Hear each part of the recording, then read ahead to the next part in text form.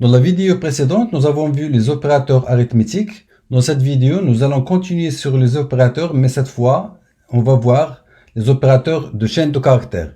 Il n'y en a pas beaucoup, donc il y a uniquement deux. Ils nous permettent de manipuler les données de type str, c'est-à-dire de type chaîne de caractères. Python met à notre disposition deux opérateurs de chaîne de caractères.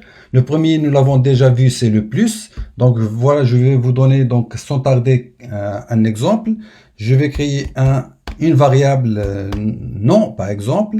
Je vais mettre, par exemple, comme nom, donc à sud. Et je vais créer une autre variable, prénom, par exemple. Claire, par exemple. Si je mets nom plus prénom, c'est-à-dire j'ai ajouté la valeur de la variable nom à la valeur de la variable prénom. Et si je valide, donc tout simplement, j'ai obtenu une seule chaîne de caractères qui est attachée à sud clair, tout simplement. C'est-à-dire, j'ai concaténé les deux valeurs des deux variables nom et prénom. Si j'écris maintenant nom plus, puis je vais mettre entre guillemets donc un espace, c'est-à-dire j'ai ajouté un espace et je fais plus et prénom, comme ça. Donc je vais obtenir, voilà, à sud clair. Tout simplement parce que ici, j'ai inséré un espace entre les deux. J'ai ajouté un espace entre les deux.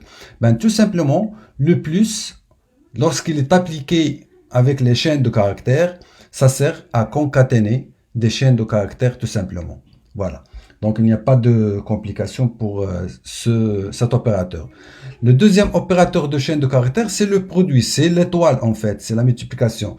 Si je fais, par exemple, 4 étoiles non, donc n'oubliez pas que nom, c'est la variable nom dans laquelle on a stocké la valeur à sud, la chaîne de caractères à sud.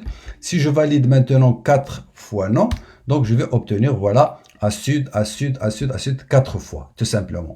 J'ai répété en fait de la valeur de la variable non 4 fois.